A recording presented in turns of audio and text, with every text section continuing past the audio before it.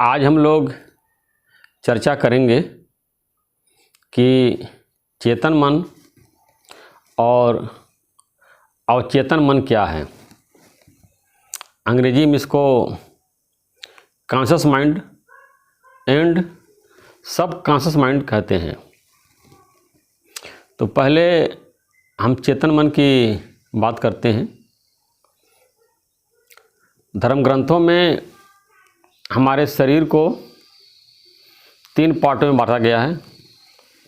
एक स्थूल शरीर, एक सूक्ष्म शरीर और एक कारण शरीर।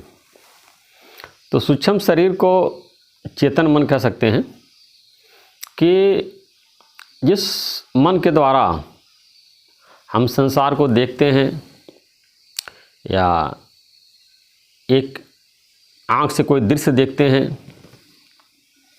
कान से कोई शब्द सुनते हैं और मुख के द्वारा कोई बात बोलते हैं, इंद्रियों के द्वारा अनुभव करते हैं या हम कोई टीवी देखते हैं या किसी चीज़ का विचार करते हैं, मनन करते हैं, संकल्प करते हैं, विकल्प करते हैं और अंत में कोई निर्णय लेते हैं, तो उसको चेतन मन कहते हैं या जागृत अवस्था कह सकते हैं।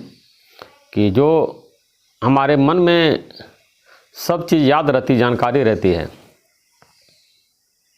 और अवचेतन मन उसको कहते हैं कि बहुत सी घटनाएं, बातें कुछ समय बाद जो है हमारे सब कॉन्शियस माइंड में चली जाती हैं और उसी में पड़ी रहती हैं। जब उससे संबंधित कोई बात आती है तो तुरंत बाहर आ जाती है। जैसे विद्यार्थी जब पढ़ाई करता है, याद करता है साल भर 2 साल और उसको लगातार याद करता है, तो ऐसा देखने मात्र कि सब उसको लगता है कि हमको याद नहीं है। चेतन मन में बहुत सारी बातें नहीं रहती है, लेकिन दीर्घकाल का अभ्यास करने से वो सारी बातें सब कॉन्शियस माइंड में चली जाती हैं, वहीं पड़ी रहती है।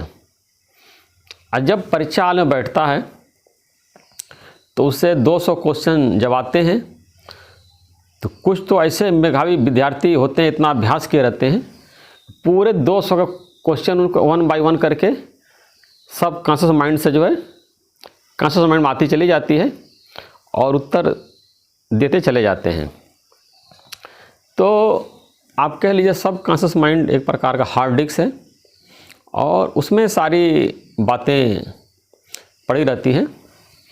और कॉन्शियस माइंड जो है, जैसे कोई भी चीज़ हम फाइल या फोल्डर खोलते हैं, देखते हैं, जिस विंडो पे हम काम करते हैं उसको कॉन्शियस माइंड कहते हैं। तो कोई भी चीज़ हम देखते हैं या सुनते हैं या पढ़ते हैं तो वो अगर बार बार हम रिपीट करते हैं तो हमारे वो सब कॉन्शियस माइंड में छप जाता है। अब ये अच्छी भी चली जाती है और ख़राब भी चली जाती है। अब जैसे मान लीजिए कि आप सिगरेट पी रहे हैं तो पहले तो 1 बार 2 बार ये पीते जाते हैं, 7 बार 10 बार 2 महीने 3 महीने 6 महीने पीते हैं तो चेतन मन से अवचेतन मन में चली जाती है, पूरा अंदर वो प्रवेश कर जाती है। और जैसे आधे घंटे 1 घंटे बाद फिर हमको उसकी इच्छा उत्पन्न हो जाती है, सब कॉन्शियस माइंड से कॉन्शियस माइंड में आ जाता है। तो हम कहते हैं कि हमारी आदत नहीं छूटती है, हम छोड़ना चाहते हैं तब भी नहीं छूटता है, क्योंकि वो बातें जो है आदतें हमारे सब कॉन्शियस माइंड में चली गई हैं। ऐसे कोई स्वभाव होता है, किसी का संस्कार होता है। जब बच्चा परिवार में पैदा होता है तो उसके सब कॉन्शियस माइंड में जो है पिछले जन्म के स्वभाव संस्कार रहते हैं और गर्भ तक उसको पिछले जन्म की बातें याद रहती हैं। लेकिन जैसे वो संसार में बाहर आता है और संसार जब देखता है तो उसको रोने की आवाज़ आती है और जैसे ही रोना शुरू करता, संसार देखता है, ईश्वर की ऐसी व्यवस्था है कि सारी पुरानी बातें उसकी भूल जाती है और उसके सब कॉन्शियस माइंड में नए सिरे से सब बातें स्टोर होने लगती है। क्योंकि उसका मन अभी विकसित अवस्था में नहीं होता है, तो बचपन की 2 साल 3 साल 4 साल की बातें भूलती चली जाती है। लेकिन जैसे उसका मन विकसित होता चला जाता है, तो जो महत्वपूर्ण घटनाएं हैं, महत्वपूर्ण बातें हैं, वो हमारे सब कॉन्शियस माइंड में पड़ी रहती है और समय आने पे निकल आती है। जैसे ईगो, देह अभिमान, अहंकार कि मैं हूँ, ये भी बहुत से लोग कहते हैं कि मेरे अंदर कोई अभिमान नहीं है। ऐसा देखने में आता है कि चेतन मन में कोई अभिमान नहीं रहता, लगता है कि मैं तो बहुत निरभिमानी हूँ, मेरे अंदर कोई अहंकार नहीं है। लेकिन अगर कहीं अपमान हो जाता शरीर का, देह का, तो सब कॉन्शियस माइंड में जो मान रखा कि मैं देह हूँ या मैं फला मिस्टर सो एंड सो हूँ, वो निकल आता, तिलमिला जाता है और अहंकार जो है सब कॉन्शियस माइंड से कॉन्शियस माइंड में आ जाता है और जो है वो दुखी हो जाता, परेशान हो जाता है और उसके चेहरे से दिखाई पड़ता है कि विचलित हो गया है, चेहरे की रंगत बदल जाती है। तो ऐसा आप कह सकते हैं कि जैसे पानी होता है तो ऊपर से तो लगता है कि कितना क्लीन है, लेकिन अंदर मिट्टी जमी रहती है। एक पत्थर जब पानी मारते हैं तो नीचे की मिट्टी बाहर आ जाती है, ऊपर आ जाती है, पानी मटमैला हो जाता है।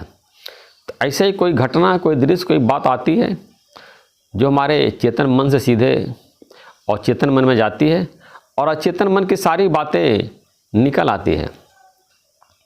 लेकिन हम जो है अचेतन मन की सफाई भी कर सकते हैं। जब हम ज्ञान की बातें सुनते हैं, समझते हैं, अच्छे विचारों को जीवन में अप्लाई करते हैं, लागू करते हैं और नित्य प्रति अभ्यास करते हैं, तो हमारे सबकॉन्शियस माइंड में जो पुराने खराब संस्कार पड़े हुए हैं, स्वभाव पड़े, आदतें पड़ी हुई हैं, धूम्रपान की, सिगरेट की और भी बहुत सारी बातें पड़ी रहती हैं, अहंकार की, निंदा की, दूसरे में अवगुण देखने की, अपने पराई की, सारा संस्कार सब कॉन्शियस माइंड में पड़ा रहता है। आदमी ऊपर समझता है मैं बहुत बढ़िया हूँ और टाइम आने पे निकल आता है। जैसे बोलते कारण शरीर, कारण शरीर जो अध्यात्म की भाषा में बताया गया है, उसको आप सब कॉन्शियस माइंड कर सकते हैं और उसमें सारी बातें पड़ी रहती है और कारण आने पे निकल जाता है। जैसे विश्वामित्र का आता है कि वो अपने को बहुत तपस्वी समझता था और 1000 साल तक तपस्या उसने किया और उसका भ्रम हो गया कि मैंने काम को जीत लिया। तो देवी देवता ने परीक्षा के लिए मेनका को भेजा। मेनका जैसे उसके पास गई, उसका स्पर्श किया, काम वासना जागृत हो गई। यानी कि जो अंदर उसके अंदर काम वासना थी, कॉन्शियस माइंड तो क्लीन हो गई थी, लेकिन सब कॉन्शियस माइंड में पड़ी हुई थी, वो बाहर आ गई। जैसे पत्थर फेंकने से पानी के नीचे की जो गंदगी बाहर आ जाती है, वैसे उसके अंदर जो है वो काम वासना बाहर आ गई और वो उससे शादी कर लिया, बच्चे पैदा कर लिए। बाद में मेनका ने बताया कि मुझको देवताओं ने आपका तपस्या भंग करने के लिए भेजा था, मेरा अब काम पूरा हो गया, मैं वापस स्वर्ग जा रही हूँ। तो बहुत पश्चाताप हुआ उनको जो है और बोले कि कैसे जो है मैं ठगा गया।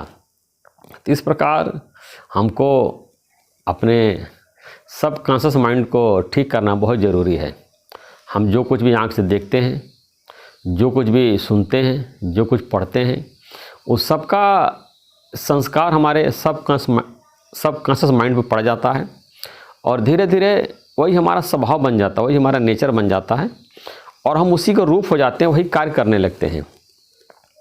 जैसे एग्जाम्पल की बात बताते हैं, कोई बच्चा जो है इंटर के बाद MBBS की पढ़ाई में जाता है और कोई IIT में इंजीनियरिंग की पढ़ाई करने जाता है। माइंड एक ही, शरीर एक ही है, लेकिन वह 5 साल तक जो है वो MBBS की बातें पढ़ता सुनता है, तो चेतन मन से सारी बातें उसका अचेतन मन में चली जाती है और उसके सब कॉन्शियस माइंड पूरी मेडिकल की बातें भर जाती है और वो डॉक्टर का रूप हो जाता है।